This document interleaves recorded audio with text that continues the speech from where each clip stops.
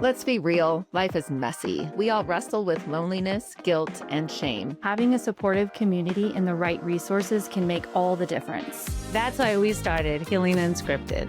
We're just three friends on a mission to bring hope and healing. Whether you're struggling yourself or walking alongside someone who is, we're diving deep into the hard stuff. With insightful guests, real talk, and a whole lot of heart. Join us on Healing Unscripted.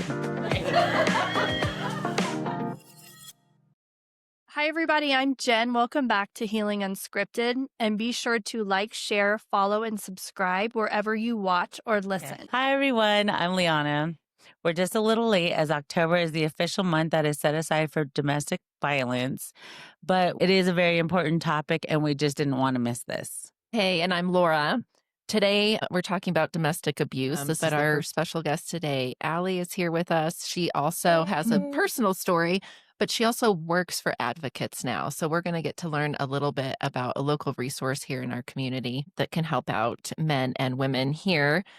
There's also a stigma around domestic violence as well. Mm-hmm. So it's just another mental health topic that I think people are scared to talk about or bring up, and you just don't know what is the right thing to say. So hopefully you'll give us a few tips on that.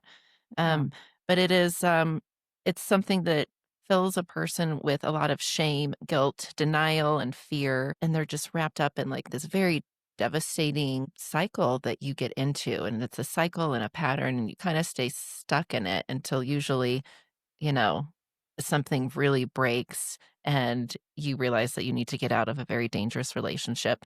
It usually starts as a loving relationship, then slowly turns into something that's very controlling. And then they like to isolate you, manipulate, gaslight. Those are some things that we'll probably talk about a little bit today, but we want to welcome Allie to the show. Thank you for inviting me too. I think sharing stories about abuse is a really important part of stopping abuse. Oh, yeah. So, yeah. Ending abuse. That would be a great goal, wouldn't it? Yes. That's our goal, to not be in existence anymore as an organization. Yeah. That's wonderful. Right, wouldn't that be? Work you out of a job. Yeah. That would be a good thing. That would be wonderful. But I think, but abuse too, I think people can get that clouded because abuse can be so many different things, not just physical. And like Absolutely. financial, emotional abuse. Mental. Yeah, mental abuse. You're and right. Physical. Absolutely. And we teach that at Advocates. We have a power and control wheel, and it explains all the different ways that abusers use to keep control over someone in a relationship. And a lot of people don't even realize that, like financial is a huge thing. Using children, gaslighting, So many, different ones. So many. We're going to cover them all. Yeah. But first, I'd like to start with what brought you to the Valley? So How did you get here? Because it's my favorite. I know, It you're so is. cute. I can't help it. Okay, well, It's here it is. important. I wanted to leave. I was living in Seattle, and I wanted to leave Seattle because I was tired of the traffic, and Seattle had just changed so much. And so I sold my house, and I really didn't have any plans. And so I called my dad, who my mom and dad retired out here in 1990, I believe. And I said, what are you doing for your 85th birthday? And he said, nothing. And I said, well, I'm coming out to hang out with you. And here I am, here. Are you glad you came? Oh my God, I love it. Yes. And I know you have so many good friends here. Yeah. I mean, that's kind of how I feel like I know you, because I've seen you with the girls so much. The Fosse. Yeah.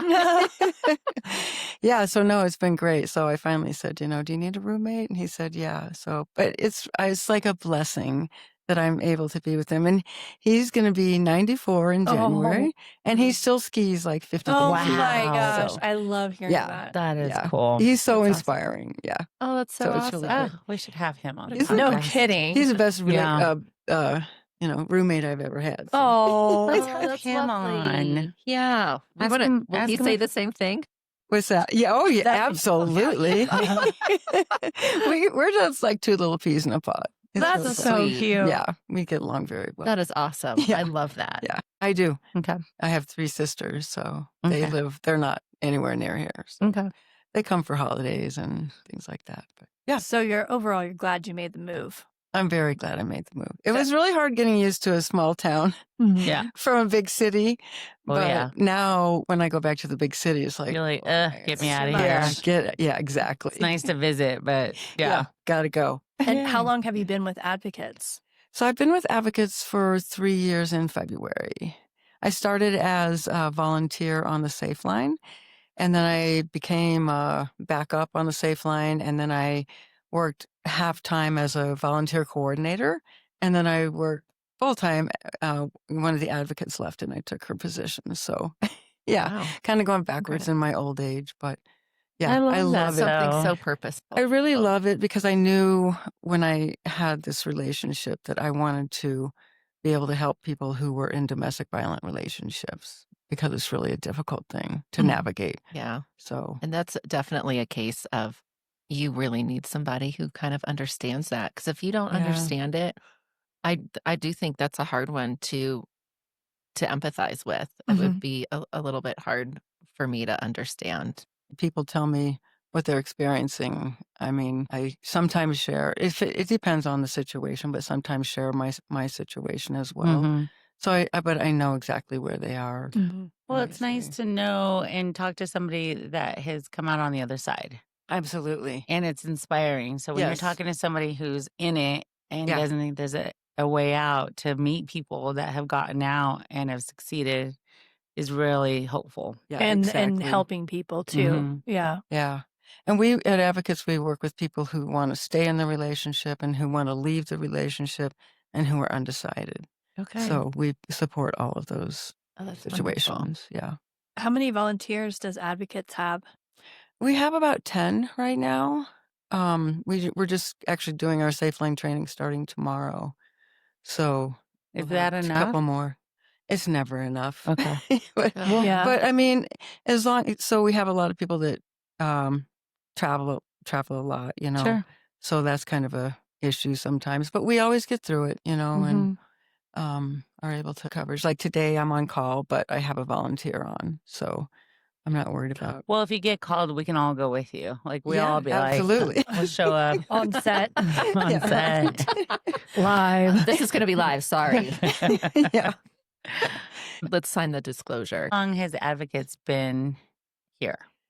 40 plus years. Wow. Actually. Yeah. It started That's crazy yeah. to me. Yeah. 1983 it started. Yeah. Wow. And we've had a shelter here for about 30 years. Someone donated us a house. And so little by little we're Amazing. upgrading. And how many you have rooms in this house for women too? Is that So we correct? have 2 programs. One is a 3-month program in the regular shelter, and then we have a transitional housing unit, which is a 9-month program, and it's designed for people who have barriers to getting jobs or housing, things like that, in our community. And then, so it gives them a little bit of extra time to kind of merge into society, you know, getting back on their feet. But yeah, our transitional housing unit has 2 bedrooms, and our shelter has 4 bedrooms, 11 beds, but we never mix families. Okay. Yeah. That's wonderful. Yeah. Wow. Have you ever been full and couldn't take anybody? We are full often. We are full most of the time. Yeah, we're full now. So, yeah. So it's Is really it weird. always women? No, absolutely not. Okay. We serve all genders. Awesome. Absolutely. Yeah. And actually, I have about 6 men that I'm working with. Yeah. Okay. And I think that's starting to become More.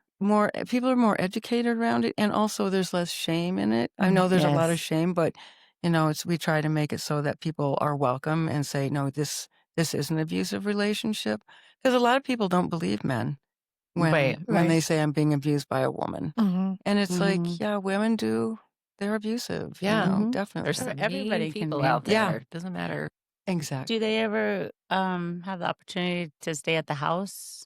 Yeah, we actually have 2 men in the house right now. Okay. Yeah. So men and women can coexist in the house, just not the same bedrooms. Yeah. Right. When people call the number, is it someone is on the other line ready to take their call to walk them through a situation, or do you actually physically go to the person that's calling?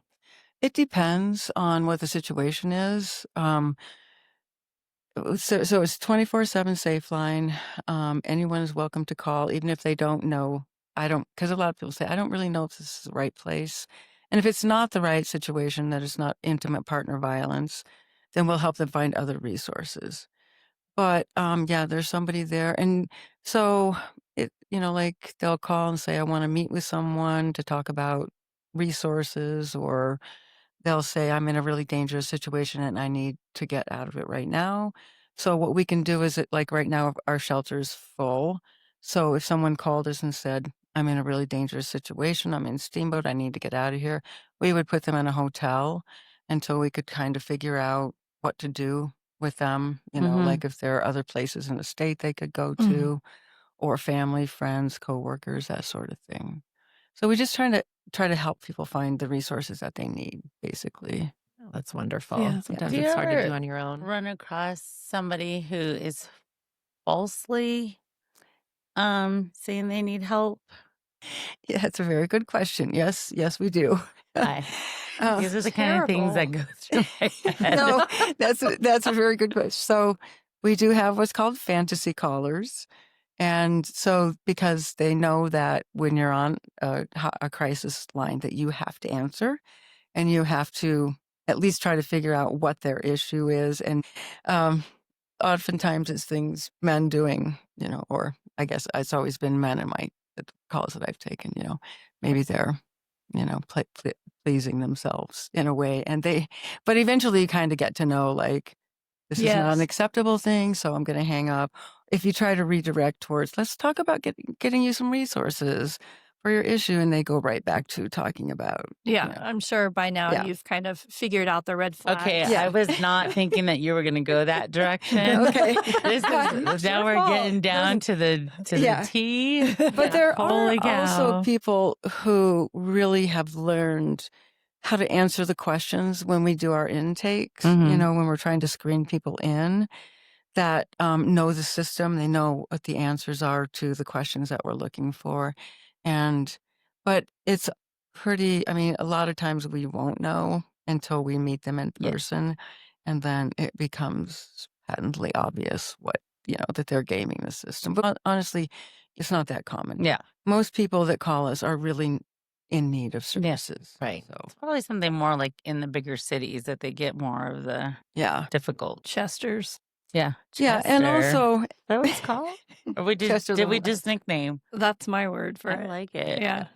But also, Sorry, Chester. The real Chester. but there are homeless people too that call. That's Yeah, I kind can of see where that, my yeah. mind originally went when I Okay, asked the sorry. question. No, but Yeah. oh no, your answer is way better than I could have ever Allie's the imagined. Chester. Yeah.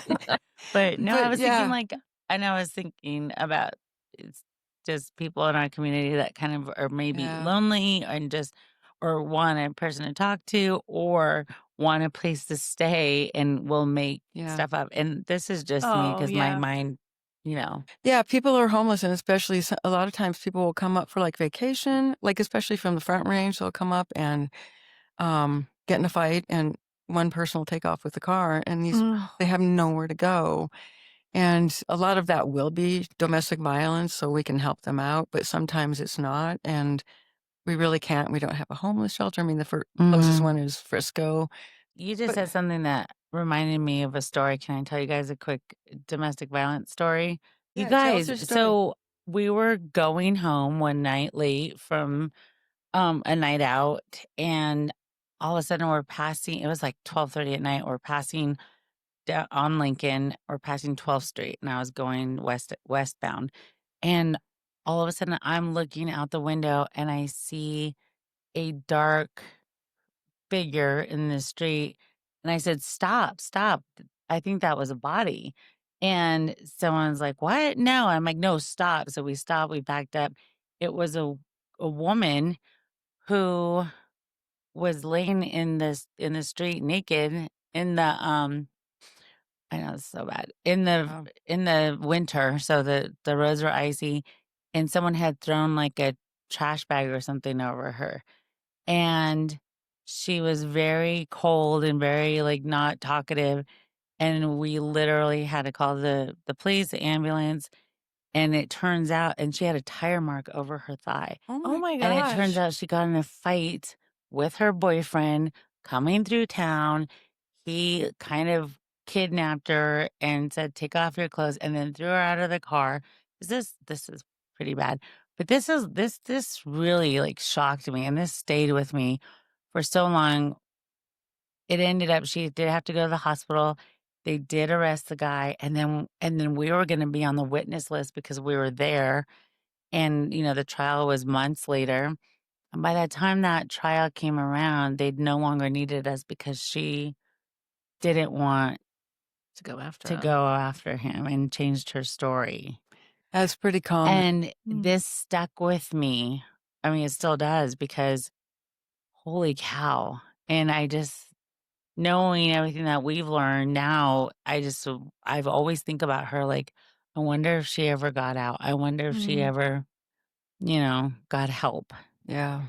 That But is so scary. it was scary. So when you Mhm. said someone comes into town and gets in a fight Yeah. and someone leaves with the car, that just sparked that memory, but it was tragic. Yeah. It happens often here. It really does. Yeah. Yeah. Well, drinking party culture, right? Exactly. Mhm. Drinking Yeah. drugs. So we teach that drugs and alcohol can exacerbate a situation, but there are lots of people who drink alcohol and do drugs who do not abuse other people or sexually assault too. Good point. So there's a big difference. Yeah. Will you tell us a little bit about your story Yeah. I'd be and glad to. how this relationship started? And I had just gone through a really bad divorce, and so it was about a year later, and I met this guy, and in the beginning, it was great.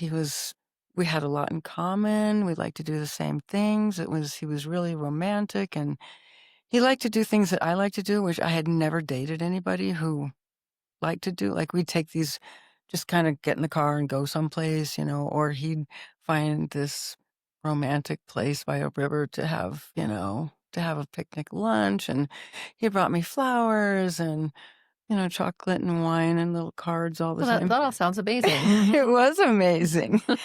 And little by little, things started to change. He got really controlling. He wanted to know who I was talking to or, you know, where I was, why, because I had a friend that we always went out after work and had a drink or something. And he didn't like that at all. He wanted to know everything about where I was 24/7 and who I was talking to, who I was, whatever, complete. Did something happen? Do you remember? And then now oh gosh, I have so many questions. Yeah, go Do you ahead. think he was in an abusive relationship, abused someone before you? Yeah, I didn't at the time. That took me a very long time to figure out. And I can kind of tell you a little bit more about that. And so then he started being like grabbing my phone or grabbing my arm or just trying to have physical control over me, isolating me. That was a big thing from my friends and my family. He didn't want me to hang out with my friends and my family at all.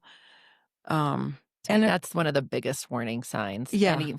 And it's just that when you're in it, you don't think about it. And I don't, and Yeah. we learned this in nursing school. You learn so much about it because you're supposed to be aware, people coming in and kind Yeah. of looking for signs of like, well, no, he won't let me Mm.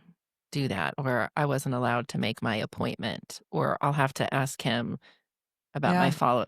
Like there's things that will, but then when you're in it, you just they're like slowly Subtle. indoctrinating you Mhm. into this like Yeah, control that they have over exactly. you. And it becomes normal. Well, for the first time he hit me, like he slapped me across the face. We were in this fight, and I'm like, okay, like no, I'm leaving.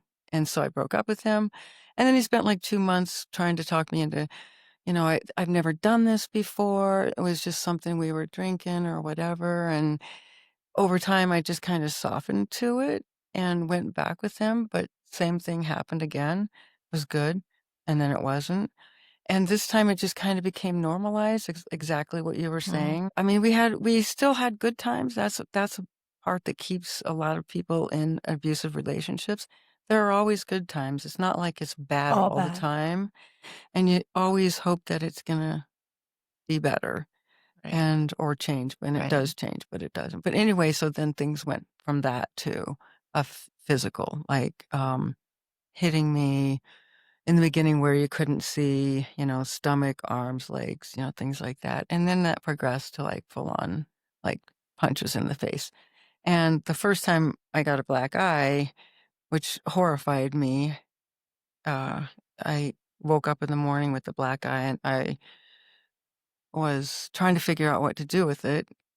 And he comes walking in the house and he had, I started screaming at him, like, look what you've done. And he said, don't worry, I can fix this. And he had this concealer. Well, I don't wear makeup. I just wear mascara and, eyeliner.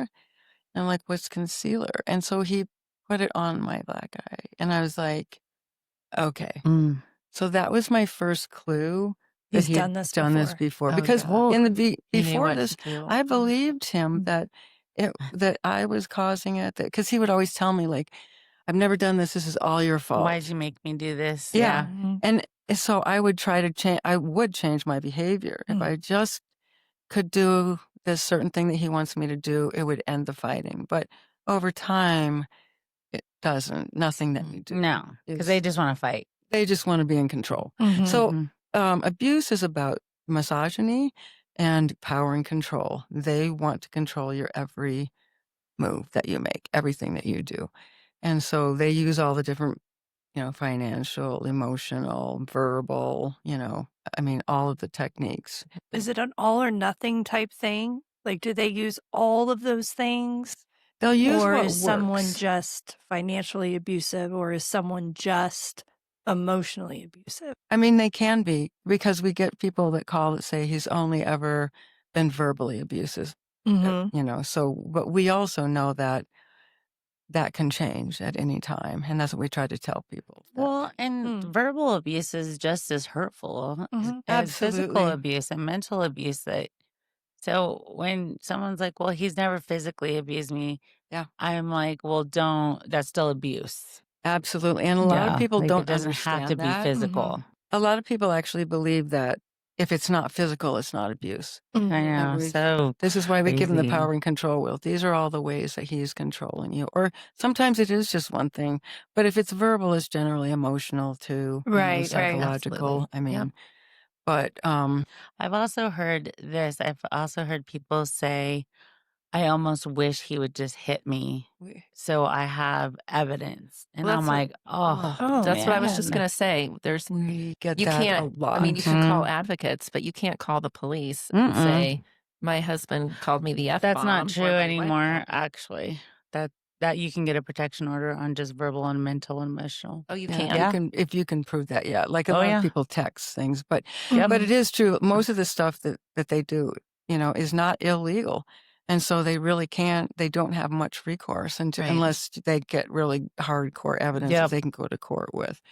But a lot of people say that, and it's so sad. I just wish he would hit me, I know. and Oh, I could man. go and Yeah. report. But it's like we can still help you figure out some ways. We do safety planning with people, so if you want to stay in a situation, what we Yeah. ask. 'Cause survivors are very savvy and strategic about how to keep themselves safe and alive, Mhm. and so we'll ask them, what has worked for you in the past when he starts, drinking or doing what, being verbally abusive. How do you protect yourself and or your children or whatever? And they're pretty good about saying, how they've protected themselves. And a lot of times we try to tell them, mostly this will escalate, or abuse is not going to change. Right. Very rarely will an abuser change.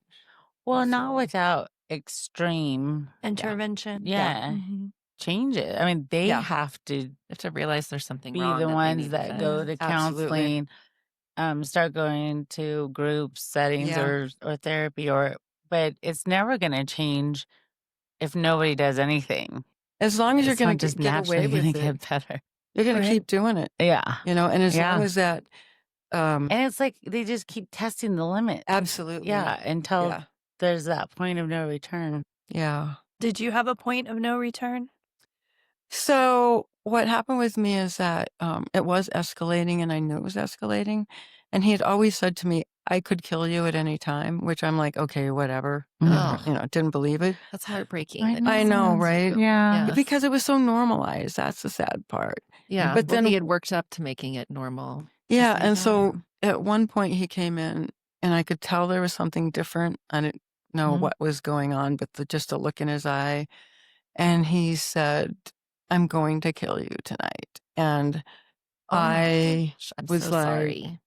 okay, so he immediately got me in a chokehold and I just started like fighting and scratching and biting and kicking and screaming and was able to break free and get myself into a bedroom where I called the police. And then they came. And this is really confusing for the police because I didn't have a mark on me and he was bloody. Oh. And so these two Oh. officers came, and a lot of times, like in Colorado, there's a law that somebody, if it's domestic violence, somebody goes Yes. to jail. Yes. Yep. Well, that probably would have been me, but these officers had obviously been to many domestic violence situations because he was immediately in control, which is another thing abusers do when it benefits them to be in control. Because Right. people a lot of Right. times say he was just out of control. No, it was a choice that he was making to do this. And so finally, because he was saying, she did it, she started it, look at me. And finally, one of the officers turned to me and said, can I hear your side of the story? And I just told him what happened. And he never got arrested, but they did make him leave. And so that was kind of, I knew then I was either going to end up dead in jail or like physically disabled. Oh, I yeah. mean, because he could do that. And so I got a protection order and then we got back together a couple times, but things just went right back to the way it was. And so what got me out of it was I went to a support group. Oh, good. And because I had really I had worked with an advocate Uh-huh. and she had told me about the support group. And I Yep. said, oh, hell no. I'm never going to go tell people about what was happening in my life. Right.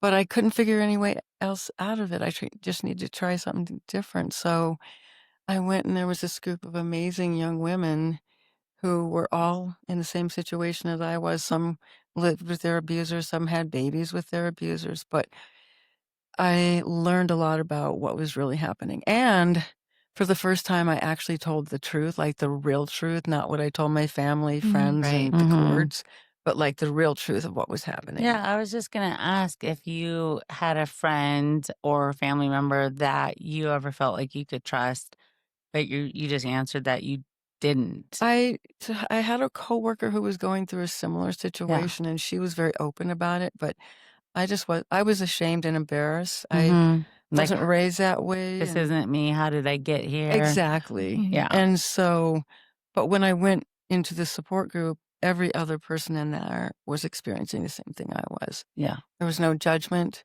There was, camaraderie. There was information about what was happening. And it was a really great place. And now I actually run a domestic violence support group. So it's kind of, come around full circle. Wow. Yeah. And it's like, it's really great that I can do this. It is. Yeah. That's wonderful. It's such a blessing. Mhm. Yes. Yeah. Is this I'm so glad you made it out. Yeah, Oh, thank you. Absolutely. Yeah, me Absolutely. too. Is this You're the doing great things. first relationship, like a physical abuse relationship that you've been in? It's the only one. That's the only one. I- see and so that- nothing in your childhood and Nothing. yeah, because do you find that Yeah. that might be true for a lot of people who get into relationships like that? Like Yeah. it's something that they grew up with, or Like childhood abuse, like from Mhm. parents. yeah, So there is or a something greater. that they saw their parents do. Absolutely. So It is a learned it's behavior. normalized. Yeah. You can see it in children that we work with, like the children. You can see. I had a client who had 4 children, and the boy was only 5 years old, but he would hit his mom. He would say things to her that no 5-year-old would say. Mhm. Just really disrespectful, and it was completely Learned. what the father Mm. was saying to the mother. So, and statistically, if you have been raised or had been in an abusive relationship, Yeah. you're going to be in another one, or Yeah. sexual assault, human trafficking, that sort of thing. But I had never experienced that, and that was part of why I stayed in it so long. I think because I just kept thinking, well, first I thought it was my fault because that's what he was telling me, and I Mhm. believed it. Mhm. And then once I realized that he had done this before, this is when I started saying, I need to get out of this relationship. But it took me a long time even after that, it just became How normalized. how did you get out of it besides the group? You said the group started giving you strength, but then what were the next steps? I just decided I had to stay away from him, like zero contact.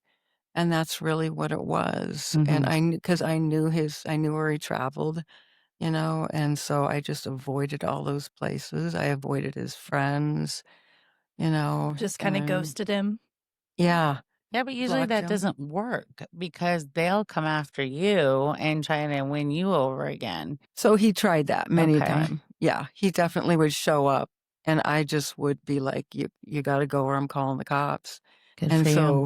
so eventually that started working. Okay. Just So the consistency of, yeah. No. yeah. Yeah. I Yeah. mean, I started to be afraid that I was going to lose my life or everything that I had worked for. Mhm. Right. I had a good job and I had friends but I kind of stayed away from the friends for a while. But Mhm. Were your friends and family surprised to hear the truth of what you had been living in once all that came to light? so at one point toward the very end, actually before I got the protection order, I was with my family and my whole family was there. And the night before we got in a fight and because he was upset, he didn't want me to go.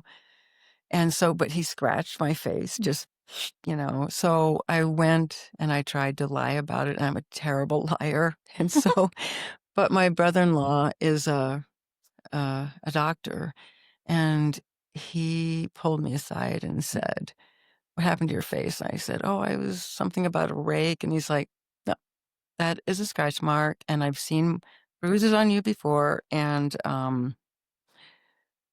he's been doing this to you." And I was denying it just flat out. And this isn't happening. Well, by that time, my whole family knew, and I was just mortified. I was just like so embarrassed. But they really did help me. Actually, they helped me go and get this protection order Okay. Oh, yeah. That's wonderful. Yeah, good. so they were very supportive. They didn't really understand it. There was, like, especially my mom and dad, they couldn't understand why I would be in such a relationship. And Mhm. there was the comments of, "Why didn't you just leave?" Mhm. And so what we do, like, and I didn't know really why I didn't. But looking back and after going through training with advocates, I know that it was my self-esteem. And I came out of a, difficult divorce where I didn't have a lot of self-esteem, and he knew that, Mhm. and he absolutely, and this is what abusers do, Mhm. is they take away your self-esteem. I Mhm. mean, they make you think that you're the bad person. Mhm. If it weren't for you, none of this would be happening. Mhm. And And you're I think never I gonna get believed it. anyone better than me. Oh You're my gosh. lucky to have me. Look at Yes. everything I do for Yeah. you. Word You're for word. ungrateful. Word I'm for the word. best. You don't Yep. deserve. Yeah. Yeah. No. You'll never be anything without Yep. just all those things that you just said, he Try said to to me. leave me. You'll never find anybody. you heard this Yeah. Nobody before? wants you. Yeah. Yeah. Yeah. A lot. And people believe this. I mean, and I did. And my clients come in and they'll say that he says this and, or I'm going to take the children away, or if it's an immigrant, they're going to get me deported. I Yeah. mean, anything. And so, Yeah. just if you can't live without me. And it's a very effective tactic, Mm-hmm. Yeah. Right. So, Well, they groom you. yeah. And it's no different than like sexual abuse. They know what they're doing and they work on you for a Yeah. while and they break you down until they can Yeah. build you up into what they want you to be and what's going to work for them. Yeah. And it doesn't make a woman weak because there are strong women Yeah. Mm. and Absolutely. viable and successful and Yeah. intelligent women that find themselves in this Yeah. situation. So it Absolutely. doesn't mean that it happens to just a certain type. Yeah. Yeah. That's part of why I tell my story, Yeah. is because I was college educated, I have 2 degrees. I mean, I was raised 4 girls, no Yeah. boys.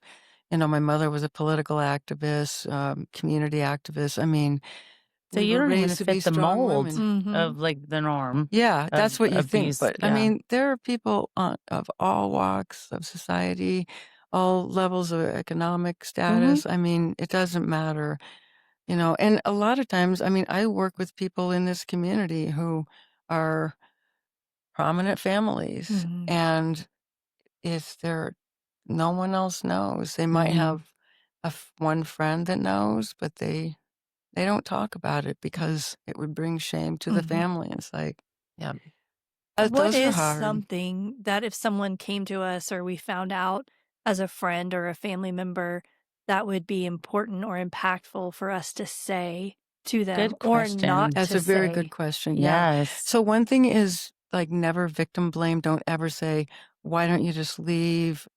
Be supportive of their choices. Say, is there anything that I can do to help you? Can we make a call to advocates? Or is there someone that we can reach out to? Or a big one is, are you safe? Mm-hmm. Do you need to get out of the situation? Mm-hmm. And just no matter if they give you an answer that you don't like, no, I'm staying in this situation because I love him and I can't leave. Don't tell them otherwise. Like that's what we do. We support them, but try to talk about, okay, so let's talk about some safety issues or call advocates. Yeah. That's what we can do. But yeah, that's a hard one. When we train, we try to tell people like, just be where people are. Do not be judgmental Mhm. about, and it's hard because families and friends want to Yeah. see you leave that situation They want to because they care rescue about you. you. Yeah. And it's really hard not to do that, but you just have to meet them where they are, really, is what we kind of teach.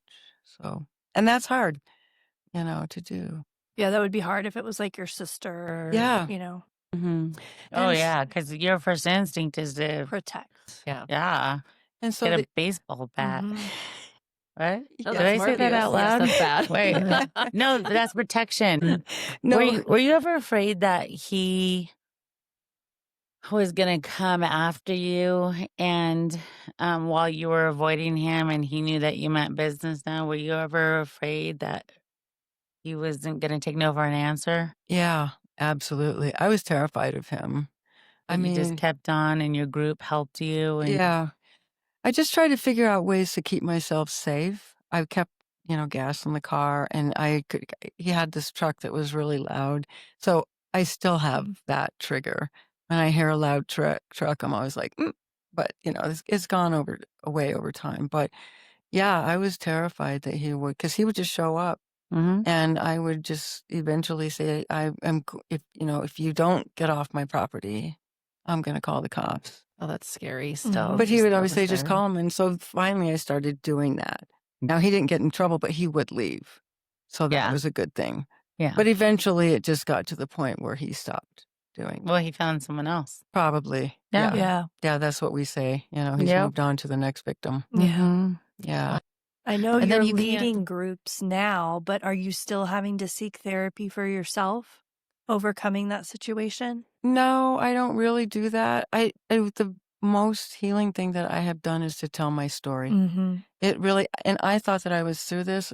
So what happened when I was going through the Safe Line training, they said, we have this program, for survivor speakers. Well, unbeknownst to me, no one had signed up. So I'm like, oh, I want to do that, So I was actually the first person to do it. And then in the beginning, it was really hard. I would sit there and I would tell my story and I would think, oh, what is she thinking about me? And, but then I'm like, wait, I don't know.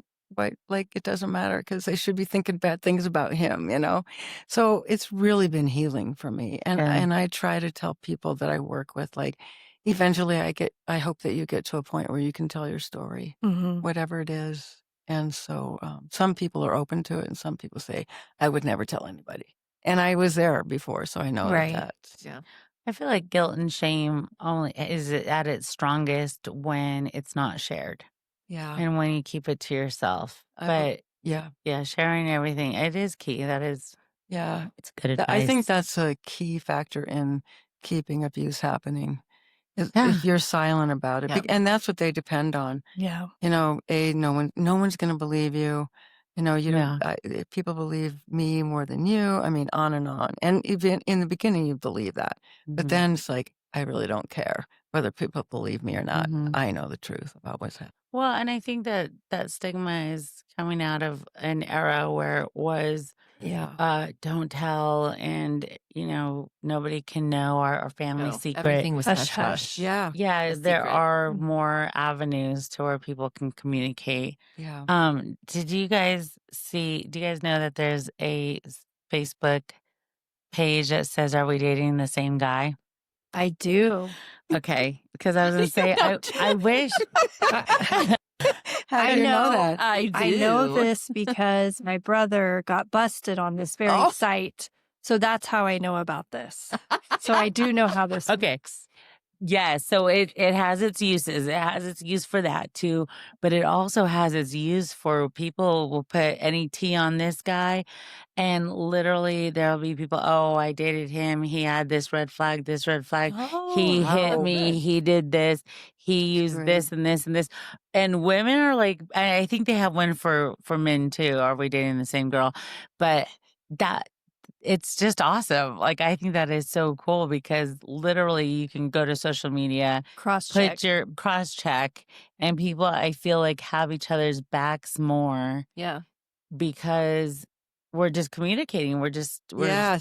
We're cross referencing Yeah. and checking resumes, and it's really Heck cool. yeah. That is more- something good about technology, I guess. Yeah, Yeah, it can be definitely. good. For, The more information that you Mhm. have, the more education that you Mhm. have around these issues, the better off everybody is. and For not only sure. that, but I want to tell people, remind women and men that it's public record. People's, arrests and Mhm. all their dirt is public record. If you're dating someone, check them out. Yeah. Yep. Like, what's the shame? There's no Yep. shame in that game, honey. Yeah. No, no, it's that's the a safe smart thing to It's do. the safe thing to do. It Yeah, is a If you- safe absolutely. thing. This should be part of your safe dating plan. Mhm. Ooh, I Yeah. like I'll Yeah. make the t-shirt. safe Yeah. dating plan plan. instead of what's your exit plan or what's your safe plan. Yeah. Now we need to go before that. We need Yes. to, let's start promoting like. Safe Let's dating not plan. get Prevention. in this Let's position. promote Yeah, prevention. prevention. Yeah. Yeah. Yeah, there are ways. There's a lot of red flags. I was ignoring all of them, and then when you look back, it's like, We all do. wow. Yes, it's very common. So we do the red flag, green flag, I Oh, like this. yeah. We should, let's just have a Definitely. red So flag. what's a green flag? A green Oh, flag is yeah. like, so you can do when you first start dating. He asks you for a date and you say, okay, so you make plans and then you say, well, I don't really feel comfortable going to your place or to this place. How about going to this place in Commonplace. yeah. So what reaction you might get? Like, no, we already made plans. I really want to do this. Or, yeah, that's fine. Like that would be a green flag. Yeah, that's fine if you want to do that, if you feel more comfortable doing that.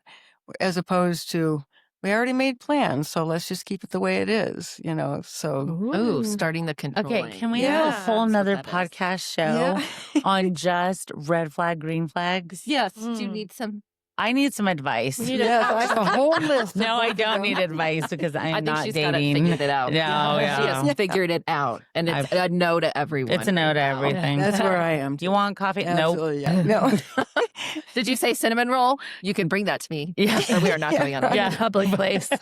How long did it take you to finally start sharing your story? Wow, that's a good question. So, let's see, probably about 10 years. Oh, so I'm into grief and studying grief with that as a whole grief relationship. Yeah. Mm. And I've heard in general, it's like this 5-year period Yeah. that you really have to give people time to grieve. And studying grief is like any kind of massive change. And what you had to grieve the relationship, Yeah. but probably what you thought of yourself and how to Mhm. reinvent yourself again. Like Absolutely. it's a huge grieving process. Yeah. Yeah. And getting back to what is a normal day yeah. again. Absolutely. It takes a long time and everybody's journey is different. Some people really resist, dealing with it or just, I'm going to push it down or whatever. And that's fine. It will come up in some way. I mean, Yeah. any kind of trauma that you experience will come back and in different ways. It manifests itself differently in everybody. Mhm. But eventually, like one of our my coworkers right now had a relationship, 20 or so years ago back in college, and she's just now, it's just coming up for her, and she wants to start dealing with it, start looking at all the different things that happened and how she felt. That's good. Does Yeah. advocates have therapists or counselors We that you don't. partner people with? Or? No, but we have a list of therapists, but Does advocates have funding to help someone get therapy? not at this point. We had funding. We have funding right now for people with children and who make under $75,000 for the TANF it is called. But that's all we've got right now. But we always refer people to reps because reps has like five, Reps is five or awesome. six different, yeah. It's free sessions that you can get. Will you kind of go over with us real quick? I think it would be good for our listeners to hear some of this safety plan, because as a friend or a family member, maybe if we knew, just tell us a little bit about how do we help encourage them to have this safety plan? Like, what does that look like? Yeah, so ask them like what has worked for you. Start there. And then so if someone has threatened them with or has access to a gun or a knife, knives are different. Everybody's got knives, right? But so for instance, if someone's threatened you with a knife, so stay out of the kitchen if you start getting into a fight, remove yourself from, wherever these knives are, or get yourself into a bathroom that you can, lock the doors or something like that. It's just basic common sense stuff, but I'm trying to think of some more examples. Always keep your gas tank full. Be very wary of, at nighttime. And we also people, do you need cameras? We used to have funding for that, but you can get That's a good cameras idea. really cheap Yeah. nowadays, Yeah. like those Ring cameras and Yeah. things. Install a camera. How are your locks on your door? People with children, it's a little more difficult. I was just working with somebody who her husband was escalating, and she has two small babies. We talked about, okay, so make sure that you have copies of all your documents, like birth certificates, passports, immunization type things, and make copies of them and maybe pack a couple of bags, something like that. Keep it in your car or keep it at a friend's house, keep it at a coworker's house that you can get to safely, because having two babies is hard to keep, To to exit get out. quickly. Yeah, exactly. And remember what All you your should stuff. have with Yeah. you. Yeah. Well, I know my exit plans were I got a lot of people involved. I got the schools involved, let them Yeah. know the plan, what was going to schools, happen, absolutely. and then I did the protection order thing. But while they served them, my plan was I had a friend buy me a hotel with cash, so it Yeah. couldn't be traced, and a hotel here with an underground parking, so he couldn't find our car. I told my kids that we're going on a staycation, that I had a friend that offered us this hotel. Yeah. So we're going to go swimming. So the kids thought that we were just on vacation. And I had to basically hide out there for 3 days and didn't tell one soul where I was, except Yeah. for the one friend who bought me that hotel, knew where I was. But I did tell people I'm fine, but I can't tell you where I'm at for your own, because I don't want him coming to you and asking. Right. Um, That too. and then waited for him to get served, and then once they get served, you have that piece of paper that protects you. But what I would suggest, but that got him out of the house. Yeah. So then Exactly. we could safely go back into the house. And what I would suggest to people is, if that happens and they don't want to listen to that piece of paper, you have got to be diligent about calling the police, because once they don't obey that protection order, then they start their own demise of a record. Yeah. And that Right. will help in whatever proceedings happen after that, Right. whether it be custody, whether it be divorce and stuff like that. He then becomes on record dangerous Yep. to himself, you, the kids. And not following what the law Be is saying. Diligent. Yeah, but Yeah. you got to be diligent. If you say you're going to call the police, you call the police. And if Yeah. because now it's Absolutely. on, Yeah. you know? Yeah. change your locks. That sort. And I Yeah, always, I I changed the always locks. encourage document everything. Yep. Every text. I mean, Everything. so people are supposed to be using these apps. They're called Talking Parent or something like that, Mhm. so that it can be monitored. Mm. And a lot of these people don't do it, and so you have to got to keep track of absolutely Yep. everything that these guys are doing outside of that protection order. Yeah. Now, Every it's a phone call. I hard even thing. kept track Yeah, of the phone records because then they could see that he would call back to back to back to back, yeah, 40 times to where you're unable to use your phone and yeah. things like that. And that's, And the text messages, like 40, yes. 50 text messages in a day. I mean, it just Oh, another really cool thing I ridiculous. learned that in back and forth texting, if you reply, then that's a conversation. Even if you reply, if they say you did this and that, and you're like, no, I didn't, that's a conversation. But if you say stop and you say stop 3 times and they continue, then that's harassment. But Well, if that's you good to know. respond, So you respond, please stop, please stop, please stop. you can don't even have to say please. You could just say stop. Yeah. Yeah, I mean, at this point, I you like don't that. want to That's say good to know. please. Mhm. No. Because now you're just like, stop, stop, stop. But continuing a conversation, even if it's trying to defend yourself, that is a Mhm. conversation. Ugh, I had to learn this the hard Yeah, way. But you yeah, engaged. you're in the engaged. So now that's a conversation. conversation. Yeah.